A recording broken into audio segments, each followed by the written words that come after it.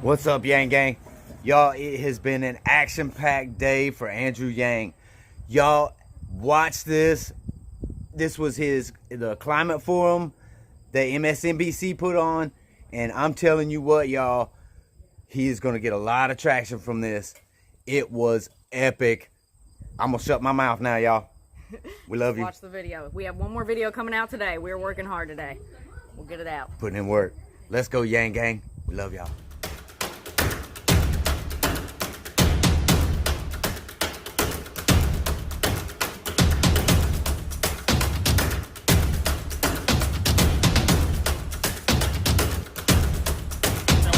All the way. Thank you, Yang Gang. I love you guys. You're the best. Please join me in welcoming Andrew Yang to the stage.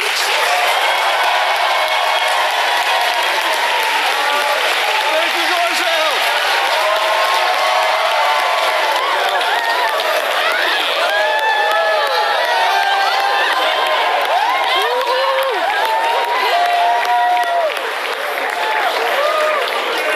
Top team. Well, you didn't body surf, but that was pretty good. How you doing, brother? Good to see you, Andrew. Good to see you. All's well? Yeah. All right, good. Thank you for joining me. I was about to say Andrew Yang does well with the students. And part of why you do well with students is because these folks here are not encumbered with all the reasons why things can't work. And you come out with bold ideas and bold statements. But you've been criticized for one of your bold statements about climate. And I want to just ask you about this. Did you mean what you said, or would you say it differently? You said we like to act as if we're 100%. Even if we were to curb our emissions dramatically, the Earth is going to get warmer. The last 4 years have been the 4 warmest years in history. Here's the part that some people didn't like. We're too late. We're 10 years too late. You believe it? How many of you all watched the Democratic debate in Detroit? It's the one before this last one. That's Georgetown for you.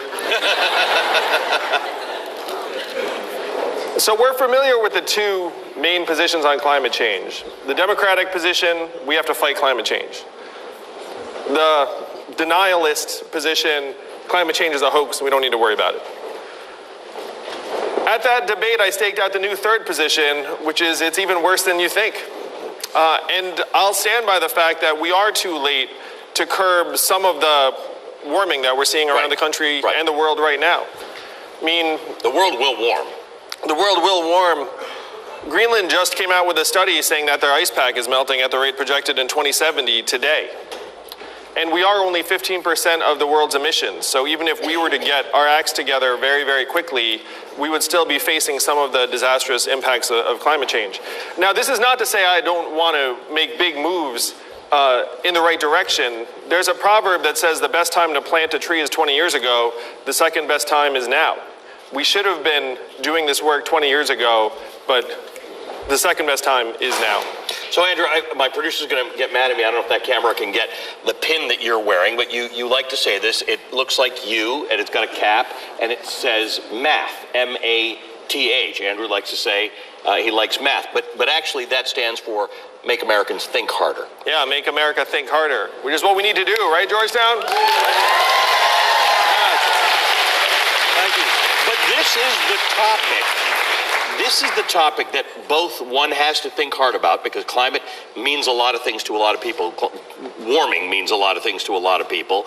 But at the same time, your job, and something you have tried to do with very complicated issues, is make it accessible to people who understand that climate change is a real threat, but they're not sure who's supposed to fix it, what they're supposed to do about it, and where it's going to get paid for. So how do you approach climate? Easy or hard to think about? Well, the trap that Democrats are in particular, where climate change is concerned, is that for a significant proportion of Americans, they hear fight climate change and they think my life's going to get more expensive, things are going to get more inconvenient, I may lose my job if I work in an industry that could be impacted.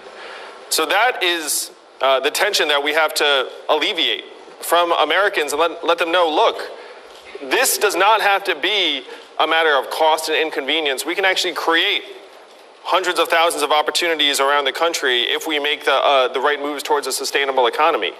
Now, part of this is a measurement problem, where we have this GDP measurement that is now leading us off a cliff. GDP's at record highs in this country, also at record highs, stress, drug overdoses, suicides, financial insecurity, and our life expectancy has been declining for the last 3 years in a row. First time in 100 years. Last time it happened was the Spanish flu of 1918. So what we have to do is we have to modernize our measurements so that we're not in this tug of war with the other side where we're going around and we're being presented as the scolds who want you to, use a different straw or something like that. That's not the discussion that we want to be in with the American people. What we have to say is, look, we've been subsidizing fossil fuel companies to the tune of hundreds of billions of dollars since day one. And now we're going to have a new industrial policy that moves us towards wind energy, solar panels. When I was in New Hampshire, so politician-y of me, I know, but when I was in New Hampshire this last trip, Ned Reynolds is an entrepreneur who now runs a company that has 260 employees, most of whom are installing solar panels on people's roofs. So that is the positive vision we have to present to the American people and say this is a win-win-win. And we can't get caught in this tug of war that's based in large part around a very narrow definition of economic value. So part of the difficulty with that, as we have seen with coal, is that we understand that there is a day in which we will not use coal, and we've actually been going toward that, but nobody actually did anything for those people who work in coal. And in fossil fuels in general, those people who you might call frontline workers or people who have pizza parlors and car dealerships in places that are oil communities, they're going to look at the coal people and say, this is how we're going to end up if you vote for Andrew Yang or a Democrat. We're going to end up with broken towns and opioid addictions and no jobs and things like that. So how do you talk to people who do think that it's not just about straws, it's about airplanes and it's about cows and it's about ice cream and all that kind of stuff? How do you say this is actually opportunity, but we'll figure out a way that you share in that opportunity? I spent 7 years working in the Midwest and the South primarily, and I saw the aftermath of the loss of manufacturing jobs, which is very much parallel to the loss of coal mining jobs. Correct. And you're right that these communities in many cases never recovered. That's why our life expectancy is declining, is that so many parts of this country now feel adrift. The big move we have to make is we have to start viewing people as having intrinsic value independent of the market. So if the market says, hey, as a coal miner, you used to be worth $45,000 a year, but now the mine closed, now you're worth zero. And then we all say, well, maybe we can train that coal miner to become a coder or something, frankly, quite ridiculous. And the only reason why you would even think that for a moment is if you've been brainwashed to think that economic value and human value are the same things, and that if you've lost your market value, then we have to move heaven and earth to find a new slot for you in the market economy. So that's the big progression we have to make. And as you all know, if you've heard anything about my campaign, you know I want to give every American $1,000 a month starting at age 18. Some guy in the second row right there is very interested. Oh. And for the students here, you get it. I mean, I get it. How expensive is Georgetown nowadays? I heard 77, and that's crazy, but it sounds like that might be accurate. So let's say let's say it's 70. I mean, $70,000 a year, it's over $250,000. I'm a parent, I've got 2 kids. And so you're looking up saying, like, how the heck did college become so unaffordable? How many of you all have taken out student loans? Now, Georgetown's pretty good, too, because Georgetown, but there are people watching this at other college campuses, also have massive student loan debts. And what we do is we've set up an economy that's not going to work well for you, and the institutions have just become so expensive and self-serving. So, again, it's a function of seeing ourselves as inputs into the market. And then you see these colleges and say, well, you cost this much, and so I need to get a job that looks like, that has this sort of paycheck associated with it. This is the big progression, where if we get the boot off of our throats, then the people who are in these towns that might be fearing for their place in the 21st century economy, if they start seeing that we'll all be able to share the gains through a dividend of $1,000 a month for starters, but then we have to build a new human-centered economy on top of that, then that's a vision that I believe that they're willing to accept and embrace. And I'm not saying this speculatively. I've actually been around the country now for 18 months, and I've worked in these communities for 7 years. So Americans are smart. Like, they see what's going on around us, and then if you pitch them on a vision that includes them, they'll actually listen. What does climate change mean to you? What do you think is going to happen in this world in 2050 or beyond if we stay on the road that we're on right now? Well, we can see the effects already. We're seeing coastal flooding in parts of the country and non-coastal flooding in the Midwest, in Iowa and Nebraska. We're seeing more and more powerful storms that are being driven by warmer oceans. We're seeing 4 to 8% of the Atlantic Ocean's biomass disappear every year, which is eventually going to be an epic disaster for us all. When I was in New Hampshire last month, there was a multi-million-dollar shrimping business that went to zero. And you can imagine the effect that's having on communities. So the effects are real, they're already happening. And if you can imagine all of those turned up dramatically, that is what our world will look like if we don't take dramatic action. You have said that you like the Green New Deal. You got some problems with the timeline. You think it's too aggressive. Now, you painted a picture of a world that could be very dangerous, even if we do things. The world is still going to warm. So talk to me about what your issue is with the timelines of the Green New Deal. I love the Green New Deal. I think they did us all a tremendous service by presenting a real vision for where we have to go. We are a very, very energy-intensive society. We consume a lot. And I'm more optimistic and confident that we can make progress on a slightly longer timeline that would be minimally disruptive to people's lives if we make the right moves on the way. What's the disruption that worries you? What's the thing that you think would be better to do over a longer timeline? Well, if you look at our modern lifestyle, I mean, there are a lot of things that we do that we don't even notice that are significant in terms of the energy consumption.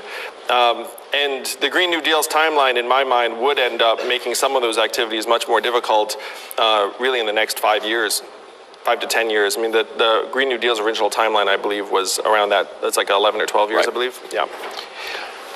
All right, let's talk about one of the things that you propose in your climate plan, and that is to increase the amount of energy produced by nuclear power in this country.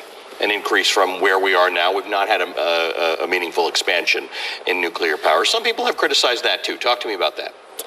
Well, again, we consume a lot of energy in this country, and if you are in a crisis, which we're in the midst of, then you have to consider a lot of options, really almost every option that's on the table.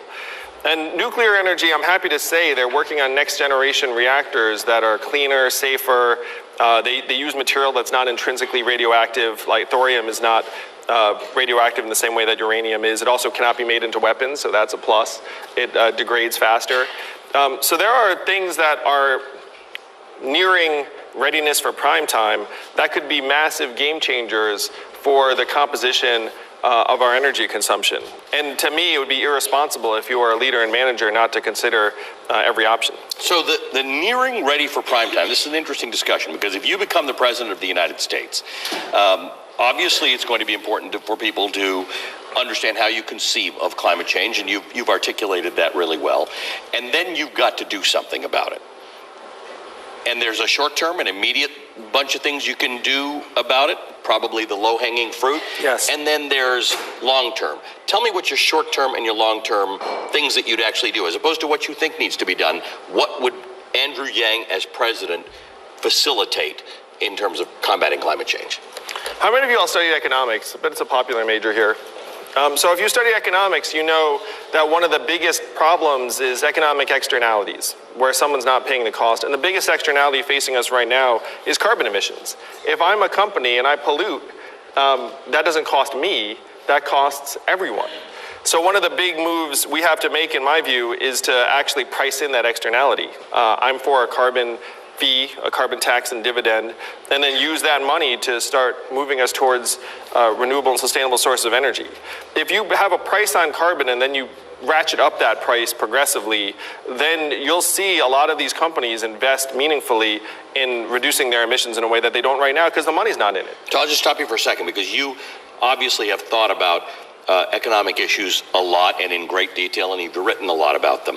For people who are watching this, who haven't thought that through or don't know how that works, how does that happen? Does that mean everybody gets to emit a certain amount of carbon, and beyond that, you have to buy credits, or you just pay for the amount of carbon that you're emitting all the time, which forces you to actually reduce it? So we would have pricing, the carbon fee initially would be $40 a ton. So it's immediate, and if you're emitting anywhere from a ton up, then you start paying into the system. But then you have an economic incentive immediately to try and reduce those emissions, try and streamline your operations so that they're cleaner and more sustainable. And you would do this, you become president, and maybe you don't have a compliant Congress. How do you get this done? Well, I'm happy to say that a carbon fee and dividend is a bipartisan idea. There are many Republicans that are behind it. It came this close to passing, even in this Congress, which is really saying something. With this president, it came this close. So as president, I believe that we can get that through, because this is something that even industry leaders have been calling for at this point. All right, so I interrupted you. Tell me about the other things that you think you would do fairly immediately. The other thing, and I talked about our economic measurements. So right now we have this GDP measurement that we made up 100 years ago, and it's leading us in the wrong directions. So as your president, I'm just going to go down the street to the Bureau of Economic Analysis and say, hey, GDP, 100 years old, kind of out of date. Let's modernize it and include things like our children's health and success, which is tied to climate change. Clean air and clean water, obviously tied to our environment. Our health and life expectancy, tied to climate change. Mental health and freedom from substance abuse. All the things that we care about, we actually make the new measurements of economic progress. And while this sounds almost too good to be true, it's very straightforward. You don't even need Congress for this. You have the Bureau of Economic Analysis, they have their measurements. You say, guess what? New measurement, American scorecard includes these things. And this way we can actually put environmental sustainability into our actual quote unquote GDP measurement. Now, this is something you can do very, very quickly, and it's very powerful, because you can't make progress if you don't have a baseline. And right now, we have three measurements for our economic progress if you turn on CNBC and the rest of it. It's GDP, which again is going the opposite direction of life expectancy. So which do you listen to? Stock market prices, which correspond to the fortunes of the top 20% of Americans, and headline unemployment rate, which is grossly misleading because it does not include people that are dropping out of the workforce, or people who are discouraged, or underemployed, or doing gig work. And so these three numbers are giving us a falsely positive impression of how we're doing. If you dig a little bit deeper, you start finding all of the problems. And so as president, I would update our measurements. And this would have a huge effect on us being able to make progress on climate change. Because you'd suddenly see something different. Right now, you have the president coming out and touting unemployment numbers, stock market performance, and GDP. So if a Martian showed up and said, oh, these are your measurements, you're doing very, very well. You're saying change how we look at how we are doing as a society and an economy, and suddenly we'll get a different reading and we'll say, we're in trouble? Yeah, exactly. Where right now, if you were to have pipes that are poisoning kids, that actually shows up positively in GDP, because then you have to spend money on demolishing the pipes and making new ones. Hurricanes show up positively in GDP. Hurricane shows up positively in GDP. Because you're rebuilding everything. No, so think about how messed up that is. You're just like, oh, GDP went up. Well, why? Because we had to rebuild the town? I mean, that doesn't make any sense. So you should actually have measurements that have hurricanes as very, very bad, have poisoning kids as extraordinarily disastrous, to the point where then it actually pays for you to make sure you have clean water. I mean, what's more expensive? New pipes or poisoning our kids? Right. We don't measure poisoning our kids. But we don't measure poisoning our kids. Yeah. That's right. That is the problem. Carbon capture. David Wallace Wells, who's written extensively about this, has said that if you were to figure out how to, not figure out, but if you were to build the factories that you needed, the machinery to capture carbon, you need to build a facility I may be making this up, but it's something like every hour for the next 78 years or something like this. This is really big. You've talked about carbon sequestration. You've talked about carbon capture. You've talked about something called cloud seeding. You've talked about putting mirrors in the sky. On one hand, that is big, bold thinking that I'm sure a lot of students will appreciate.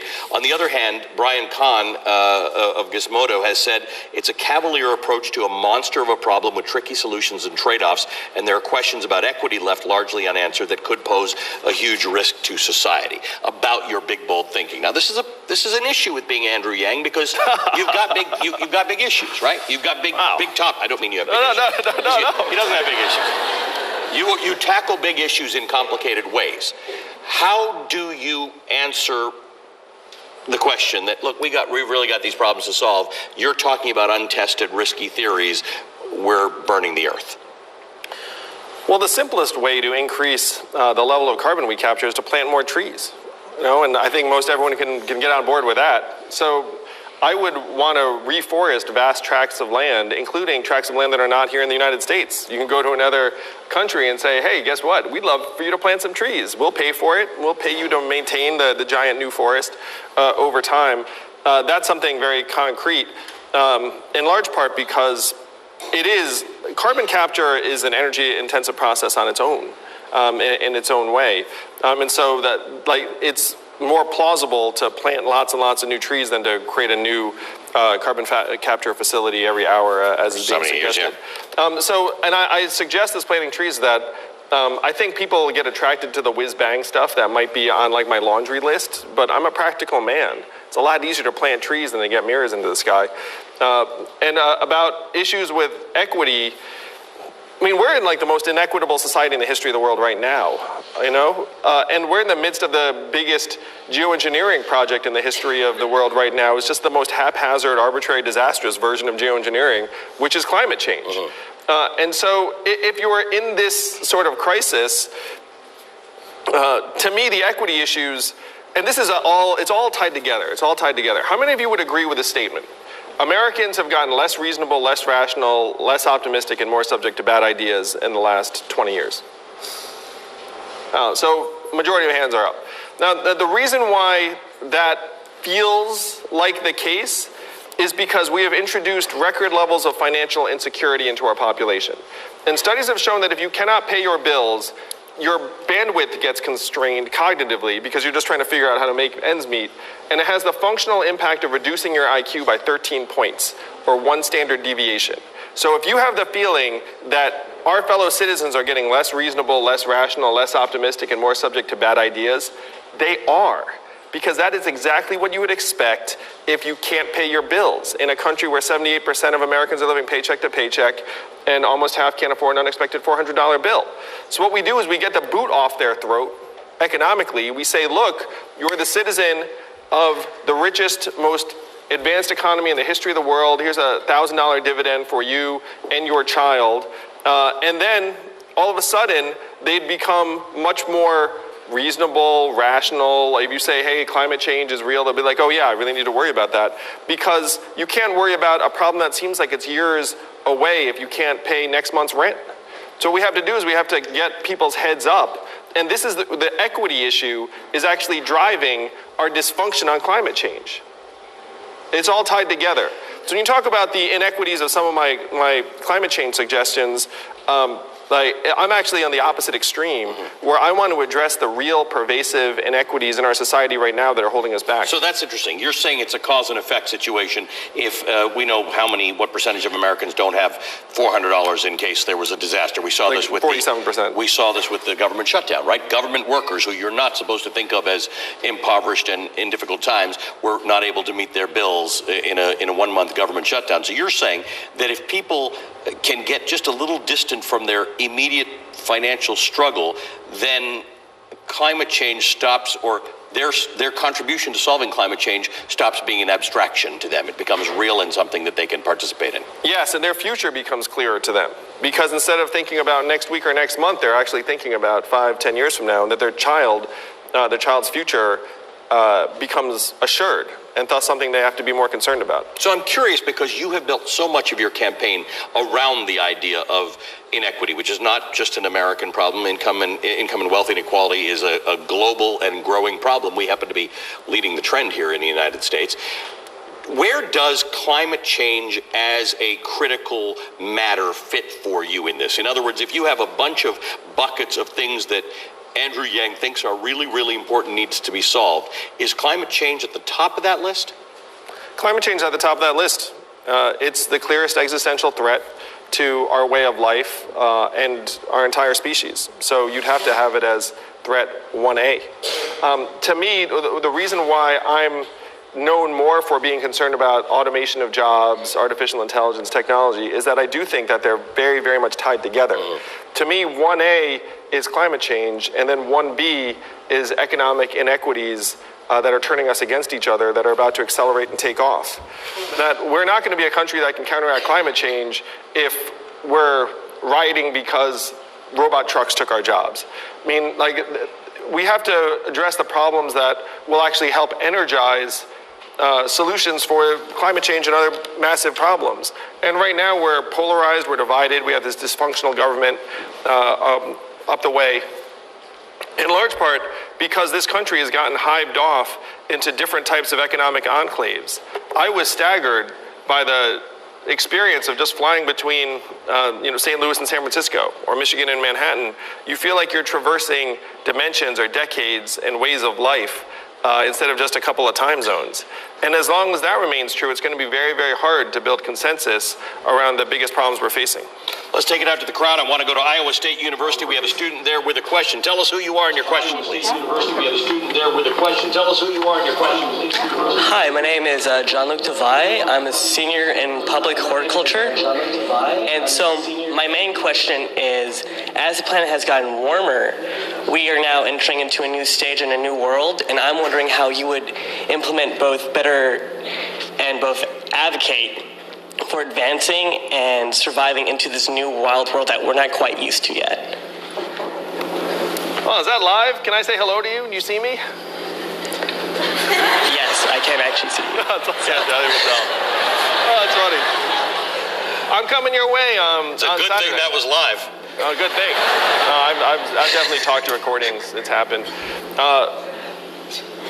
That is the question, is how are we going to prepare our planet, our society, to actually work for you all and for young people. And right now we have set you all up with a total disaster that you're inheriting, and then sometimes we blame you for it. We've said it's somehow your fault, which makes no sense in my mind. Climate change is the most dramatic, but there's also the economic inequities, gun control, and the fact we can't get our acts together on that. There are so many problems that you all are inheriting, and we have to fix them for you. We have to get it working for you. Climate change is going to be this series of natural disasters around the country that are going to be ongoing. And we know who suffers most in natural disasters. It's people with lower levels of resources, who tend to be black people and people of color, people that don't have robust shelters to go to, or even cars to get into to drive away. So we need to literally and figuratively move our people to higher ground.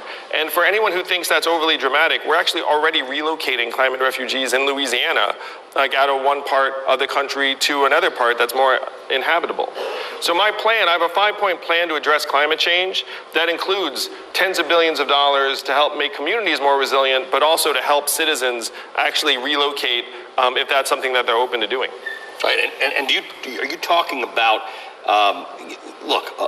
millions and millions of people? I think about 120 million people in this country live in flood-prone areas in terms of coastal areas. We're not talking about the Midwest flooding. What mechanisms exist to disincentivize people from living there, from continuing to develop in places that are going to be flood-prone? Is that just going to be the market, or are you going to do something active to say, guys, we need to live in different places, or we need to live in different kinds of homes? Well, there's at least one home that the government has paid to rebuild 36 times, which to me strikes me as like a poor use of resources. Like, you could literally build a much nicer house just about anywhere else in the country for the same amount of resources. So we have to try and steer the market towards more long-term environments and solutions. I'm not someone who would ever try and pull the rug out from an American homeowner, but we have to put the right incentives in place. I'm much more about putting positive incentives in place than the negative. So you would want to work with the insurance companies to say, look, if you are in this flood-prone area and right now you're sticking it to homeowners at that level, maybe there's something else we can do. So you got a small disagreement with the Green New Deal in terms of schedule. It's not that big a deal. Most Democratic candidates share the view that it's somewhere between now and 2050. Things that we're doing are going to have to be completely done, if not well on the way. We have an administrator of the EPA who does not share your view. The current administrator of the EPA says this is not urgent. It's 50 to 75 years away. I mean, this is the government of the United States of America, Andrew Yang. Oh my gosh! Don't remind us. This is an issue. I mean, we have people who are in governmental positions in this country, many of whom have been influenced by work in the fossil fuel lobby, who are peddling a myth that this is not a today thing. I think everybody here and everybody in one of those colleges that we have cameras in that are connected to this forum understand. Put up your hand. This is a today thing? Yeah, it's a today thing. It's a today thing. Yesterday thing. It's a 10, 20 year ago thing. That's a big, what do you do when you get in? Does this become is this an empowered EPA or an empowered Department of Energy or an all-of-government solution or a climate czar? What's the thing that it looks like to you to make sure that everybody understands that this is an emergency? Well, first you'd appoint a head of an EPA that believes in the EPA, believes in climate change. I mean, that's day one. Have a Secretary of Energy that has the same vision that I have, that our new leadership will have about where we need to go. I think a climate change czar is a good idea. Maybe Jay Inslee, I'm sure he'd love that role. But the fact that our current government is so out to lunch on this is just a sign of institutional decay and deterioration. And that's, I mean, the institutions have been decaying for a while. That's how Donald Trump got into office. And the fact that now we have leaders of our government signaling something that the rest of the civilized world knows is false, as painful as it is, it's not that surprising. Let's go to a question up there on the balcony. Hello. Hi, how are you? Are you live? I'm kidding. That's an avatar, Andrew. My name is Julianne. I am in the college here. I'm a junior. And my question was about human rights because I'm skipping my human rights class to be here. So my question is, some people argue that the environmental crisis won't be solved with just America because we don't account for all of the world's emissions. In my opinion, I think that climate change can start by being solved with us because we're a world leader and people will follow in our lead. But what do you think is the degree that framing environmental rights as human rights instead of perhaps like just an economic incentive is a good strategy to like unify the global community? It's a great question, and you're entitled to a note from either of us to your human rights professor. She learned more about human rights in this auditorium. I'm kidding.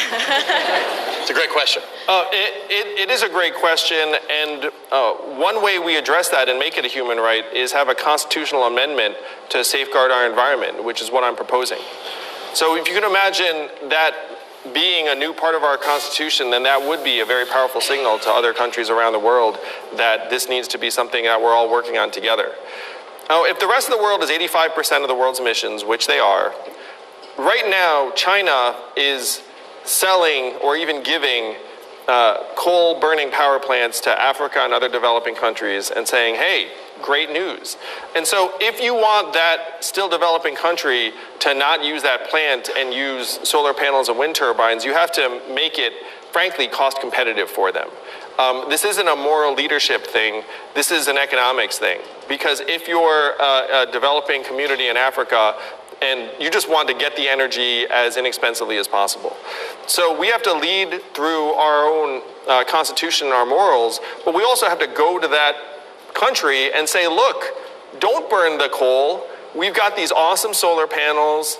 We'll make this a no-brainer for you. And that's going to be a massive investment on our part. But that is the investment we 100% should make as the United States. And just to be clear, what you are proposing from a constitutional amendment perspective is a green amendment that would require states to commit to protect, preserve, and improve the environment. So you are prepared to embody this in the Constitution of the United States as a right. Yes, because what are we doing for our children and our young people if we're leaving them a shambles of a planet and a climate? So to me, that should be embedded in the Constitution, and that's the message we should send. Mo? So as you know, we received emails from students of all over the country who are still flooding in. One of them, John Michael Murray, who's getting his master's in environmental management at Yale, writes, Mr. Yang, unlike some of the other frontrunners, you have been supportive of the expansion of nuclear power. Why do you think nuclear should be a part of the future energy mix, and why do you think the other frontrunners are making a mistake in counting it out? You know, I spoke about this a little bit earlier, that there are next generation nuclear reactors built around thorium instead of uranium that have a world of potential to produce sustainable energy. I do not know why other candidates are shying away from nuclear. I mean, other countries have been using nuclear power successfully for a number of years to reduce their emissions. So you'll have to talk to the other candidates. Maybe they're just not as forward-thinking as this one. Not kidding. But to me, it's the responsibility of a leader and manager to consider every available alternative, and nuclear is one of the more viable ones if we can alleviate some of the problems. So you think about big ideas. How do you think about these moonshot type of things, right? Whether it's the mirrors, whether it's thorium, whether it's carbon capture, who would you turn to for that? Because this is government level, industrial level, moonshot type of thinking, right? You've got to commit to the idea that the Earth is going to warm even if we do the right things. So we have to do more than the right things. We've got to have technologically, scientifically advanced ways of doing things. You're the opposite of a science denier. Well, yeah, I love science. It's right next to my math hat, the science hat. So we have to stop thinking that if we do less of the bad, it's going to work. We have to do more of the good. Which is what you're describing, Ali. So we need to reforest, we need to reseed our oceans. And you talk about who I'm going to get to work on it. You all saw I was endorsed by Elon Musk just a few weeks ago. And I know for a fact Elon wants to work on this. Does that follow with a thing about how we're all going to drive electric cars? Because they're awesome. We should drive electric cars. All right, I want to go out to USC. We've got a student out there. Please tell us who you are. All right, my name is Adam Jackman, and I'm a freshman political science student at the University of Southern California. And my question for you is, how can we work with corporations to fight climate change, and how, as President of the United States, will you incentivize them to do so? Thank you. I sense a political future in your future.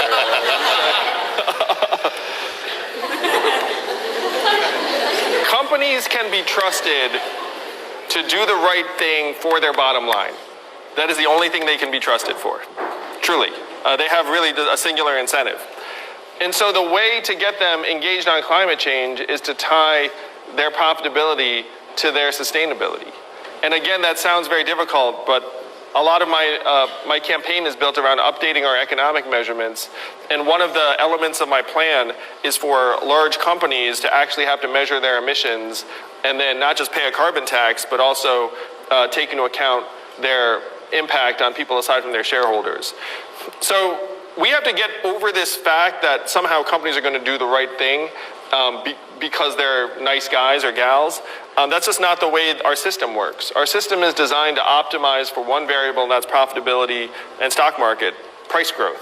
So if you're going to want them to move in the right direction on climate, you have to hit them where it hurts, which is in their wallet, their bank account. So if you're talking about, go ahead, you can applause. And I don't want to make that seem negative too. It's like we can like give them where they love it in their bank accounts if they do a good job. But if I'm a that phrase has never been used before in human history and will never be used again. If I'm an oil company executive listening to you, I'm hearing two things. You're going to put a tax on carbon. I'm hearing three things. You're going to put a tax on carbon. You're going to end all the subsidies that I get.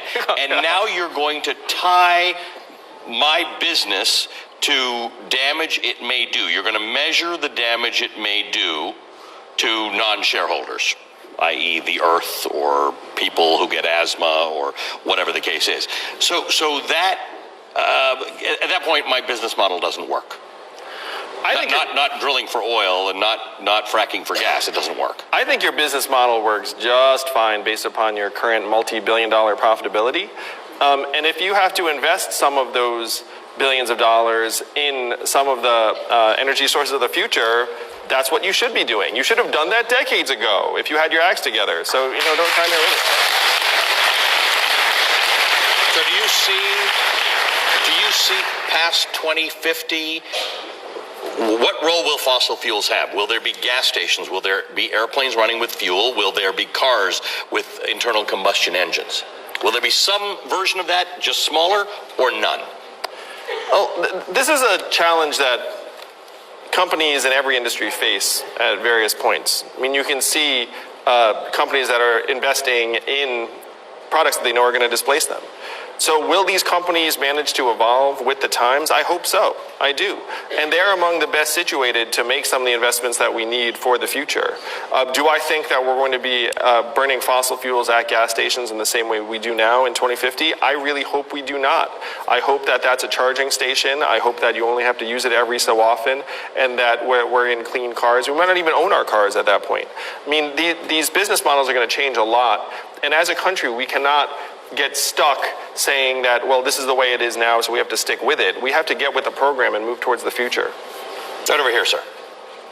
Hi, I'm Cliff. I'm a sophomore here at Georgetown. So you got dressed up, Cliff. Yeah. Well, you're not wearing a tie, so.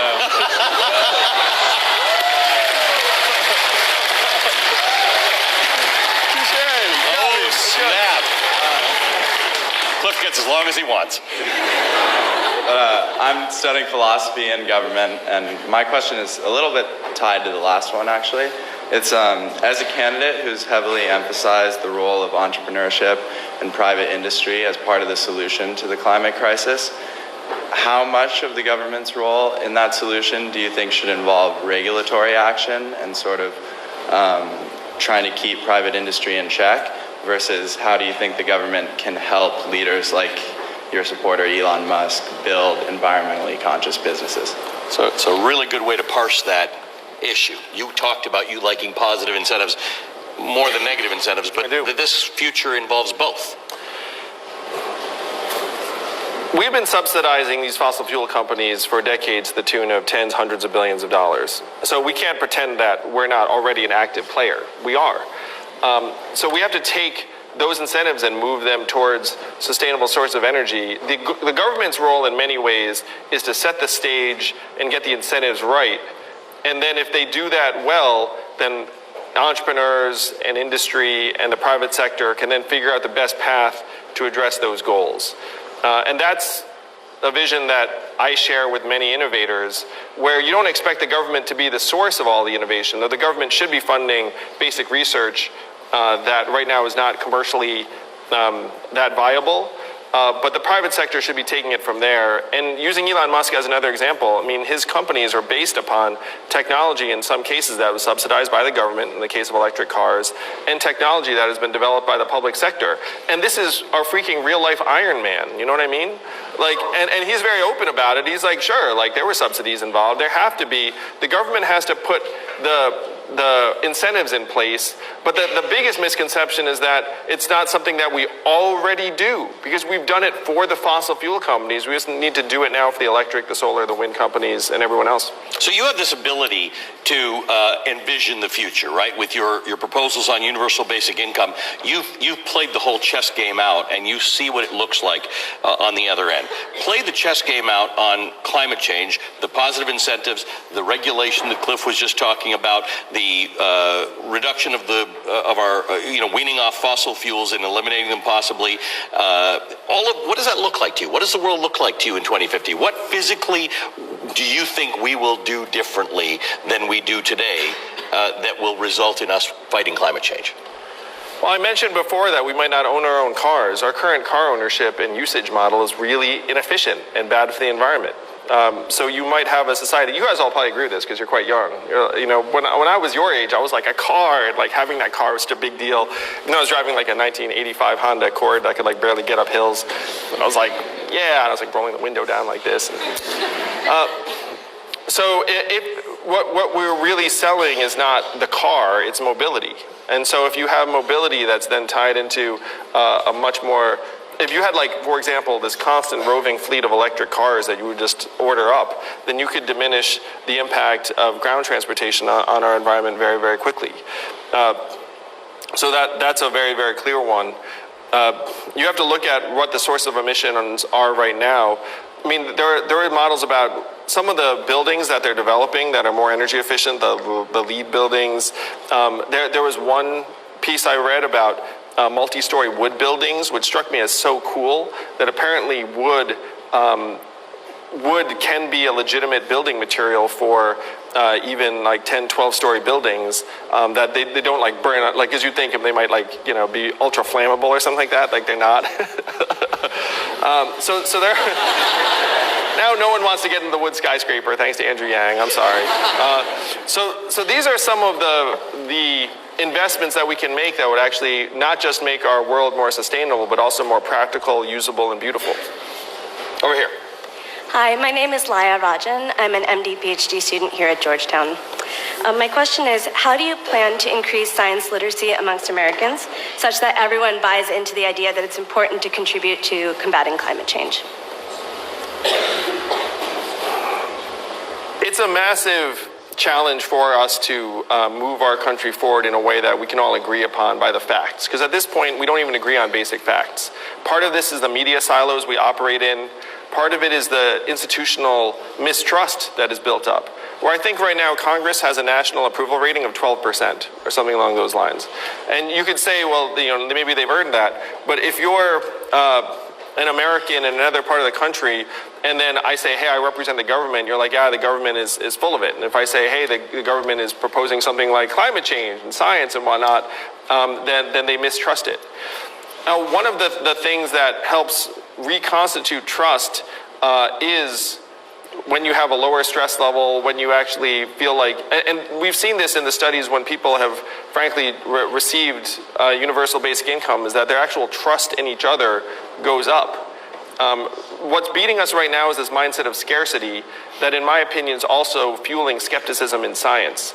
If you replace that with a mindset of abundance and possibility, which you can't do entirely, but you can certainly reverse the dominance of scarcity and make it more balanced, then you can increase people's acceptance of science. So this is key to something we were discussing earlier.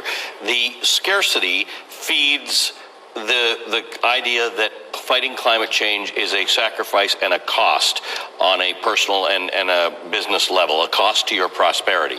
Abundance feeds a very different way of looking at it. It becomes possibly opportunity for you, possibly job growth, possibly prosperity, and some sense of contribution to solving a problem that is facing us all. That's exactly right, Ali. He summed it up. We need to instill a mindset of abundance in this country in order to solve the big problems. And right now, it's slipping away. Scarcity is winning in this country by the numbers. If you were born in the 1990s, you have a 50-50 chance of doing better than your parents. In the 1940s, that was a 93% chance. So you can see the trend. It's heading in the wrong direction. And that's why people feel the way they do. Sir. Good morning. My name is Mateo Caulfield. I'm studying government in the college at Georgetown University.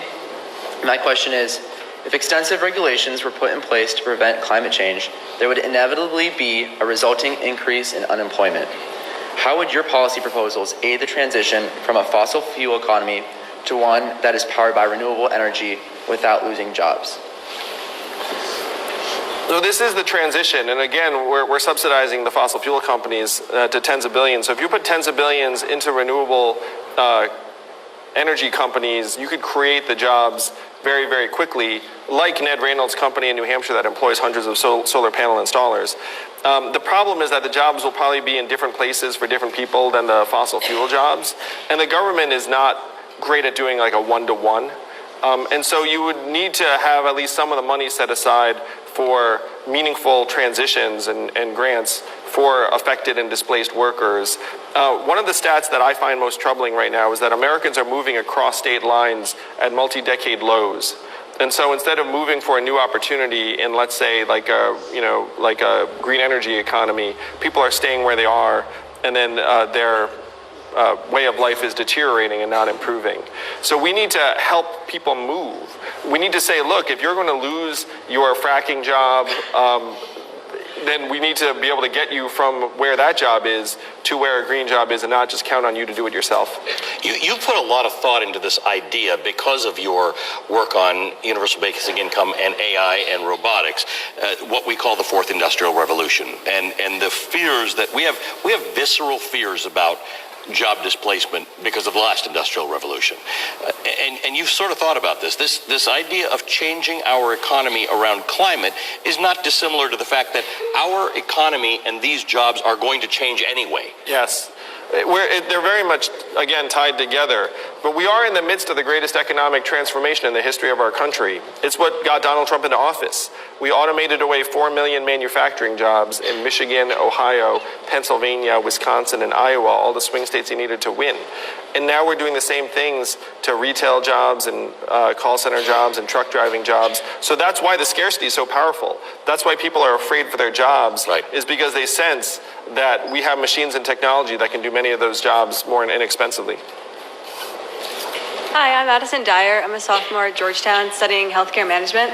And my question was, realistically, the only way to curb expansion and reduce the environmental impact of the cattle industry is to reduce demand. What policy adjustments would you make to reduce this demand? Well, I'm glad you asked that because we wanted to talk about food and the rate at which agriculture, not everybody thinks about this, is a major contributor to CO2. Now, cattle is very energy consuming and energy expensive. And if you project forward on what we would need to do to reduce emissions, you would want to modify Americans' diets over time. Now, some of that is happening naturally through education. I do think it's difficult to regulate diets. So what you would want to do, again, is you'd want those cattle producers to have to internalize the cost of emissions. Because if your cattle ends up polluting a lot, which they do just naturally, we don't hate them for it. I mean, they're just big animals. Don't hate the cattle, hate them, whatever. So then what that would naturally do, and some people are going to hate this, but it would probably make those products more expensive. And that is appropriate because there's a cost to producing food in that way. And so if you were to make it more expensive, then you would end up changing consumption patterns over time. Which does speak to your whole issue, though, of how do you mitigate for that for the people who are least able to affect this. So when you talk about people who live in coastal areas, people who live in places that flood, people who can't afford their groceries, it's many of the same communities around the country. So if we're talking about making food expensive and housing expensive and insurance expensive, how do you offset that? Well, as you know, Ali, my plan is to give $1,000 a month to every American adult. So all of the things we're talking about are going to be much less impactful than $12,000 a year or $24,000 a year if there are 2 adults in your household. All right.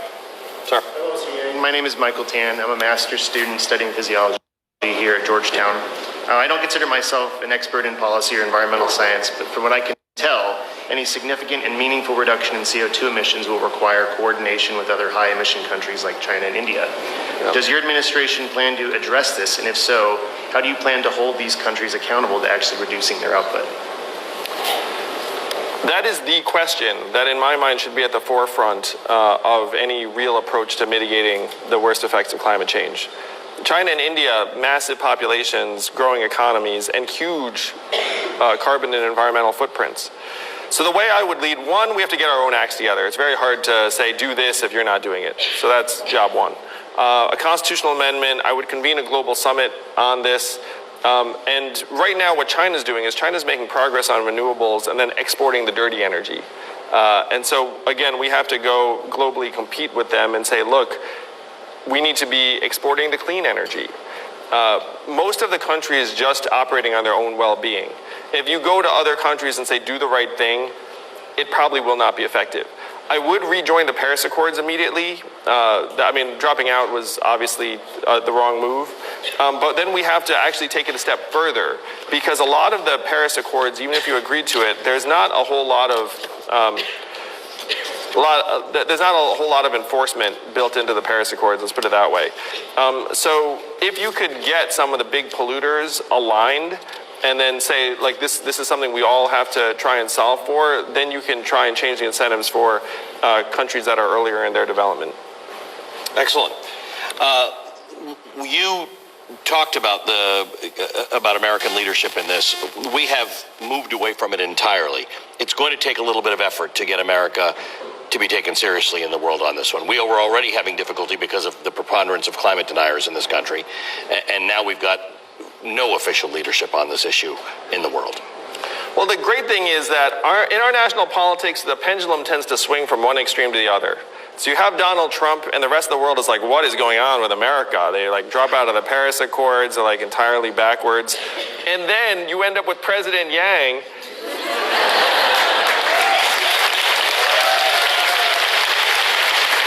And then the rest of the world will be like, wow, America got its act together very, very quickly.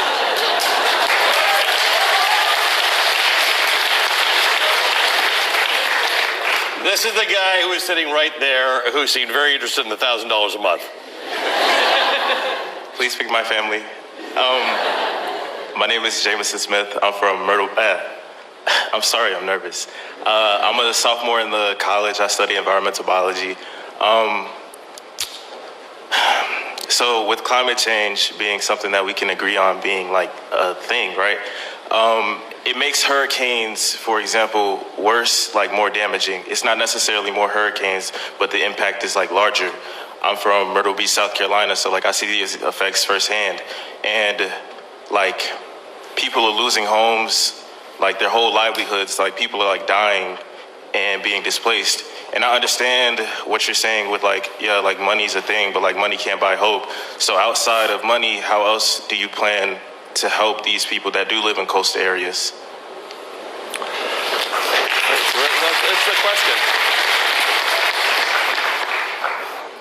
So money is the foundation. What you do is you get the boot off of people's throats and you say, look, basic needs, ability to protect yourself and your family should be assured. And then we have a new human-centered economy that's built around people's health and well-being and mental health and resilience. And that would naturally end up supercharging the resources that are being directed that right now we're not even measuring the impact of. And so that's the vision. The other thing is if you're in a truly coastal flood-prone area, then I have a multi-tens of billions of dollar fund to both protect your community and help make it more resilient, and also provide resources for you to relocate if that's what you want. Most Americans do not want to move, and we should not be pitching to people, it's like, hey, you got to move. Like that's not a winner. But if someone is open to it, then we should have the incentives there for them to do so. All right, you've got in your plan, you've got $40 billion allocated for relocation funds for coastal populations, $30 billion for flood protection like seawalls. So that'll go some distance. I've been in Myrtle Beach the last 2 years when hurricanes have hit. And that's, when we always talk about why people don't leave these places. Well, some people can't afford to leave these places and go fill up 2 extra tanks of gas, go stay in a motel for a week if they don't have family around. So that's a real valuable question. In the media, we get very caught up with why didn't you just leave? Well, some people, it's not a reality for them. Sir. Hi, my name is Stephen Zhu, and I am a graduate student at GW, George Washington University. I have a quick question. So we know that you love electric vehicles and you think it's awesome. If you are the president of the United States, will you lead by example and order an electric presidential vehicle? Whoa! Wow. Yes, I will, and I'll go even better. The entire White House motor pool will be electric. All right. And your faith is in the fact that electricity still has to be generated as a power source. You just believe that whether it's through your emphasis on nuclear, the lowering in the cost of solar and wind and hydroelectric, that we will be able to produce enough base electrical power to be powering all our cars, because we are the biggest consumers of gasoline for transportation in the world, right? We're 5% of the world's population, and we're a quarter of the world's oil consumption just for driving around. Just for driving around. Yeah, I am confident. I mean, we have a chief, very obvious source of energy in the sun, and it produces plenty of energy that we could convert to electricity. The problem is more in the storage than the actual source. But our storage is getting better and better all the time, so I am confident, yes. All right. Andrew, this has been a great discussion. I appreciate that. Thank you, thank you to all of you.